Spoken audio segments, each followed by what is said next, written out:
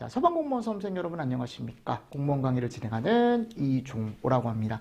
자, 지금 저희 화재 쪽 보고 있죠, 그죠? 자, 이제 이상현상을 한번 보겠습니다.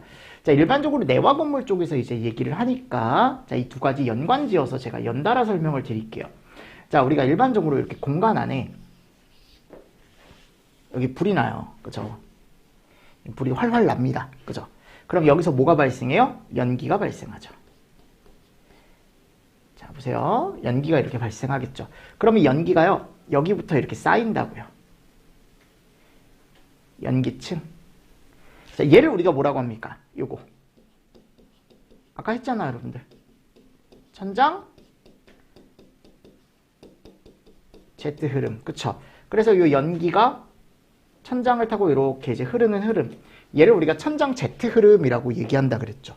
근데 이 천장 Z 흐름이 계속 이어지다가, 아니 결국 이게요, 여러분들, 가연성 가스와 산소가 섞여 있는 가연성 혼합기 상태이기 때문에 여기에 착화가 된다고. 결국은 여기 이렇게 불이 붙는다니까요. 이렇게 천장 쪽에 약간 이렇게 불 붙는 현상이 있어요. 천장 쪽에. 얘를 우리가 뭐라고 하냐면 롤오버라고 얘기합니다. 그래서 뭐라고 되어 있습니까? 연소 과정에서 발생된 가연성 가스가 공기 중에 산소와 혼합되어 천장 부분에 집적된 상태에서, 이 집적된 상태가 천장 Z 흐름이라고요. 거기에 이제 착화가 되면 얘가 또 불이 빠르게 이 흐름을 타고 불도 같이 확산이 되겠죠. 그래서 천장을 봤는데 천장에 불이 약간 롤케이크 모양으로 이렇게 흘러간다라고 얘기합니다. 이렇게 롤 모양으로 이렇게 흘러간다. 걔를 우리가 뭐라고 하냐면 롤오버라고 얘기해요. 자, 이름이 뭐라고 여러분들? 롤오버. 자, 근데 이 롤오버에 의해서 여기 천장에서 뭐가 많이 나오냐면 복사열이 엄청 많이 나와요. 근데 이 복사열은 누구한테 영향을 주냐? 여기 아직 타지 않은 가연물들에 영향을 주죠. 그럼 여기에요, 계속적으로 이제 뭐가 되기 시작하냐면 복사열이 계속 축적이 되기 시작합니다. 맞죠, 여러분들? 복사열이 계속적으로 축적이 돼요. 그럼 복사열이 계속 쌓이다가 어느 순간 여기가 발화점 이상이 돼버리면 여기에도 뭐가 붙냐면 불이 붙어요. 그러면서 전실에 불이 붙는 거거든요. 얘를 우리가 뭐라고 하냐면 플래시오버라고 얘기합니다. 그래서 우리가, 자, 롤오버는 일반적으로 초기에서 성장기, 약간 초반 쪽에서 이제 발생한다라고 얘기를 하고요. 자, 플래시오버는 성장기 마지막, 그리고 최성기 시작, 그 지점에서 이제 우리가 발생을 하더라. 맞자가 두 개가 더 들어갔네요. 하나가 더 들어갔네요. 성장기 마지막에서 최성기 시작. 그래서 아까 그래프를 보면 여기가 성장, 여기가 최성기라고 했을 때 넘어가려면 여기에 플래시오버라는 게 꼭 발생했었죠. 그쵸? 그래서 플래시오버는 시간이 경과하면 대류와 복사 현상에 의해, 자, 대류는 위로 뜨는 거, 뜨거운 공기, 그리고 여기에 의한 복사, 그죠? 현상에 의해 공간에 있는 가연물이 발화점까지 가열이 되면 어느 순간 갑자기 확 하고 전실에 불이 붙는 현상이다. 그러니까 플래시오버가 우리한테 상당히 중요한 현상이죠. 그러니까 소방관들은 플래시오버가 발생되기 전에 뭐를 해줘야 돼? 출동을 해서 화재 진압을 해줘야 되는 게 일반적인 겁니다. 자, 그리고 이제 세 번째, 백드래프트가 나와요. 그런데 이 백드래프트가 상당히 이제 어떻게 보면 중요한 건데요. 우리 소방 입장에선, 소방관 입장에서 특히. 자, 여기 화재실이 있어요. 만일 감쇄기라고 한번 해봅시다. 언제라고요? 감쇄기. 근데 감쇄기에는 일단은 불이 이미 활활 타서 대부분의 가연물이 다 타서 없어진 다음에 일반적으로 되게 조용한, 어떻게 보면 시기거든요. 그래서 이때요, 여러분들, 발생할 수 있는 연소 형태 중에 하나가 이런 애가 있어요. 그러니까 훈소라는 게 뭐냐? 가연물이 타긴 타는데 이게 불꽃이 있어요, 없어요? 없어요. 그래서 뭐가 모자란 상태에서, 산소가 모자란 상태에서 약간 훈소 가연물이 타고 있는 거야, 지금. 근데 이 훈소 가연물의 특징이 뭐냐면, 훈소가 생기면 여기서 얘가 많이 발생해요. 얘가 불완전 연소거든요. 산소가 없으니까. 그럼 여기에 계속 일산화탄소가 축적이 되는 거예요, 안에. 어디 안에요? 요 실 안에요. 그죠? 그래서 이 안에 얘가 축적이 됩니다. 계속 CO가 땡땡땡땡 다 CO예요. CO가 꽉 차 있어요. 근데 지금 뭐가 없어요, 일단? 산소가 없으니까 일단 그냥 훈소 상태로 일산화탄소만 계속 축적이 되고 있는 거예요. 불꽃 없이 타다가. 근데 이제 소방관이 화재 현장에 왔는데 이 안에 불꽃이 안 보이니까 불꽃이 꺼졌나? 그러니까 지금 연기는 되게 많이 나오거든요.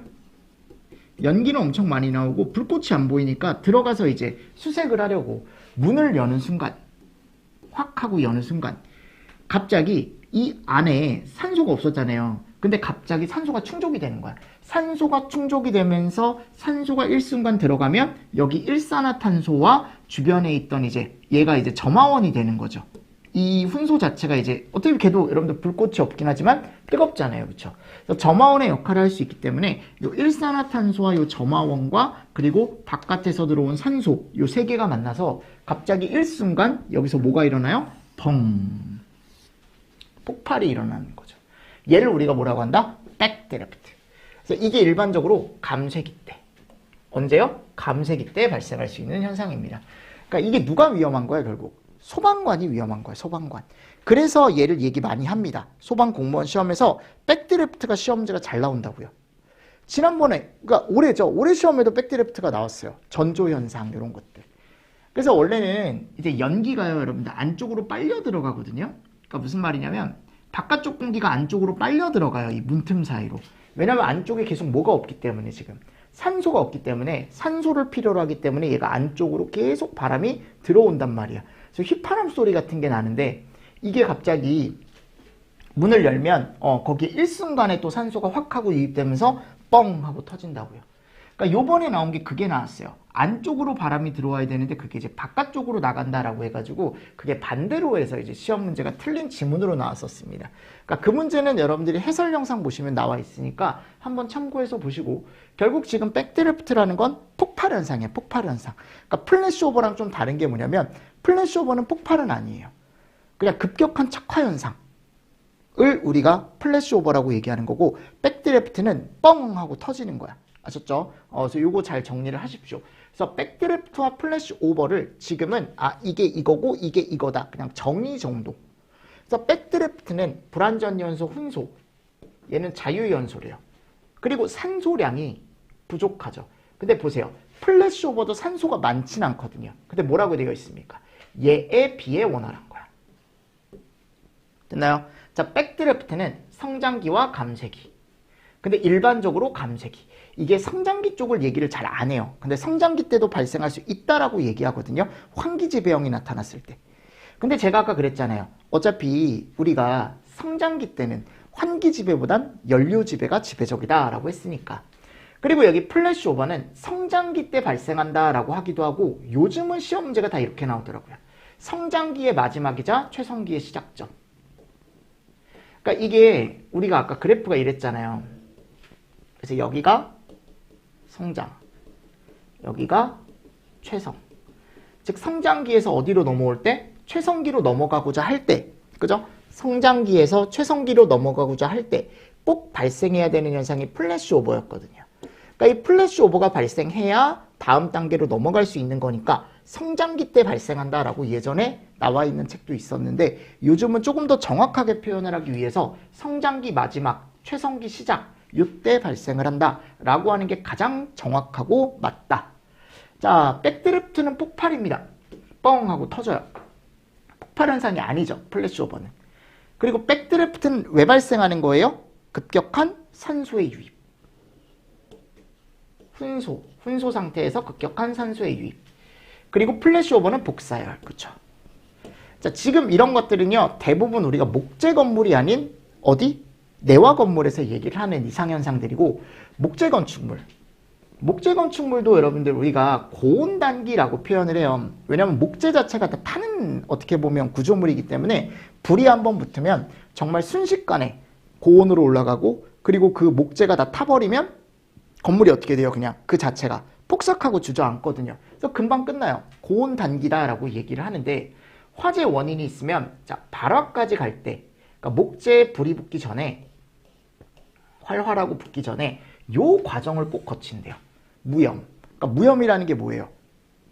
불꽃이 없는. 그죠? 그래서 여러분들 목재에 불을 붙여보면요, 처음에는 목재가 불이 붙었을 때 이제 불꽃이 보이는 게 아니고 그냥 시뻘개져요. 시뻘개지다가 내가 거기에 이제 불을 붙이고 싶으면 얼른 거기다가 산소를 후 하고 불어넣으면 거기서 이제 불꽃이 일기도 하고 하죠. 그러니까 무슨 과정을 꼭 거친다? 무염 과정을 꼭 거친다라는 거. 대부분의 가연물이 무염 말고 이제 발연부터 시작을 하는데 얘는 무염 과정을 꼭 거친다라는 거. 무조건 거친다라는 거. 무슨 건물일 때는 목재 건축물일 때. 즉 목재의 특징이에요. 목재의 특징. 그래서 발화, 최성기, 연소 낙하. 이 연소 낙하라는 건 건물 자체가 불에 타서 주저앉는다라는 거야. 그러면서 자체적으로 진화가 되더라라고 되어 있죠. 조금 특이한 거죠. 어떻게 보면 내화 건물보다는. 근데 이제 목재 건물이요. 예전에는 시험 문제가 조금 나왔었는데 요즘은 잘 안 나오는 이유가 뭐냐면 요즘은 뭐가 없기 때문에 목재 건물이 거의 없기 때문에 대부분 콘크리트, 내화 건물로 지어지기 때문에 그렇다. 자, 그리고 이 세 개. 여러분들 이 세 개가 시험 문제가 나오면 번갈아 나와요.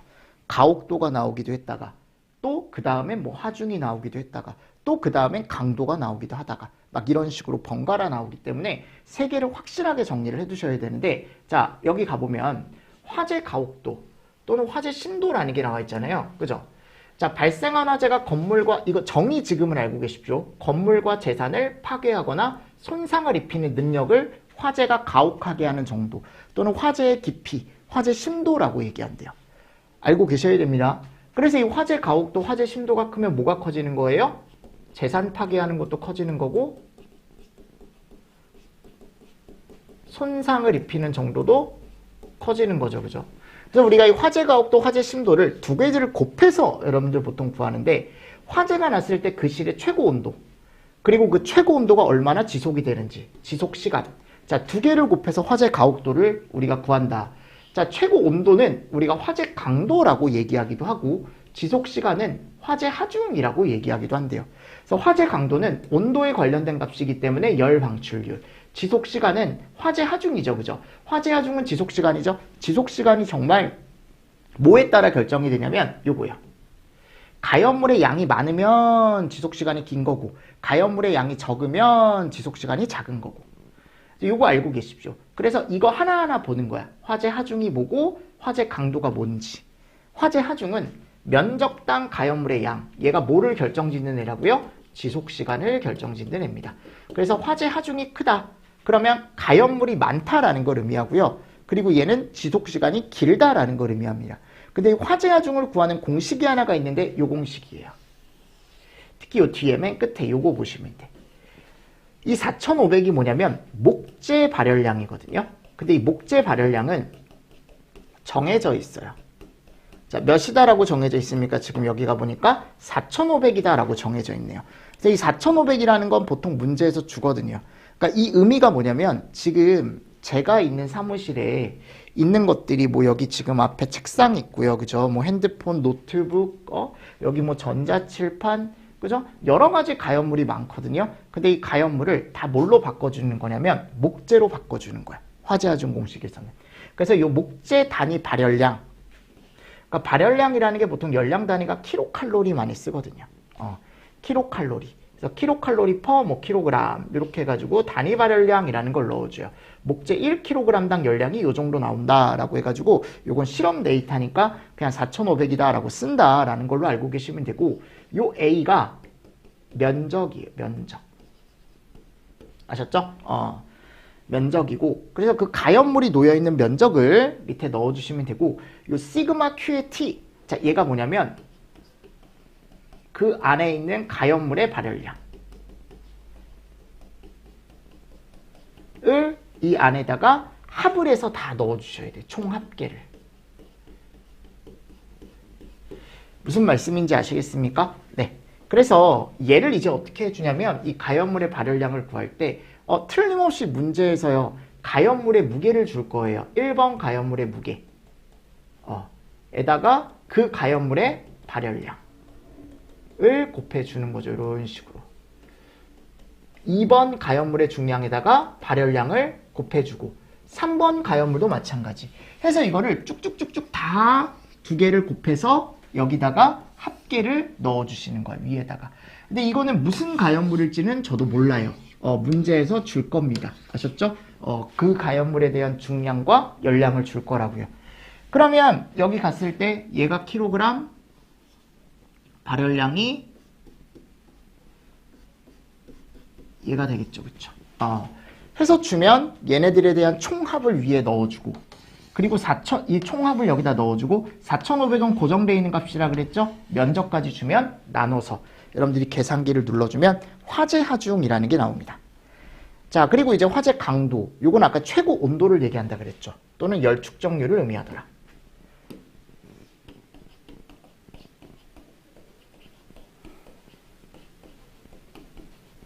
그죠? 그래서 화재 세기를 또 결정 짓는다.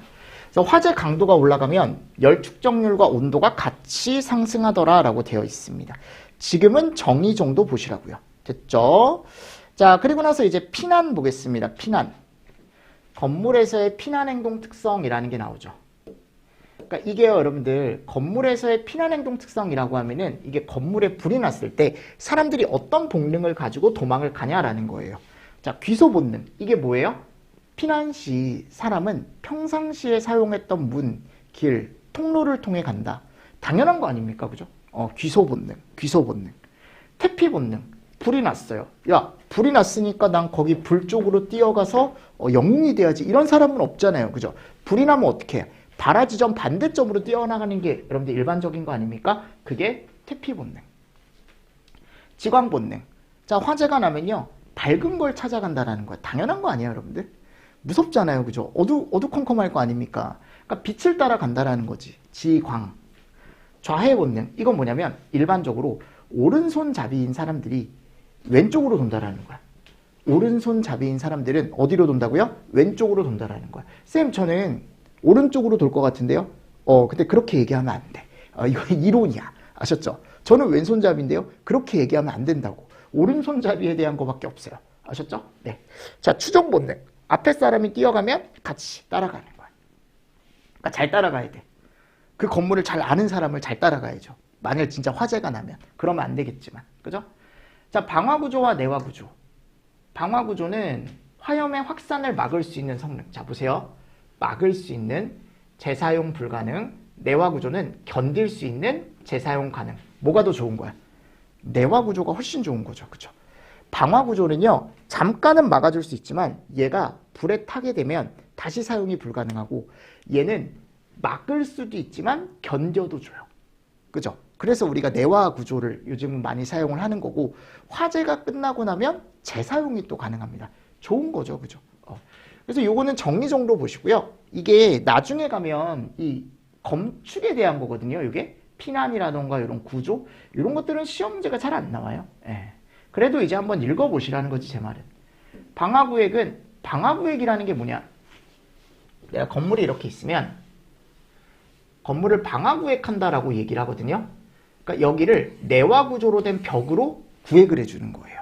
그럼 어떻게 될까요? 여기서 불이 나면 이쪽으로 불이 옮겨 붙지 않는 거죠. 일반적으로 그래서 내화구조로 된 벽으로 우리가 방화구획을 하는 게 일반적이죠. 그죠? 자, 그래서 얘를 우리가 이제 내화구조로 된 바닥과 벽으로 이렇게 나누기도 하고, 근데 이렇게 벽으로 나눠 놓으면 출입문이 없잖아, 여러분들. 출입문.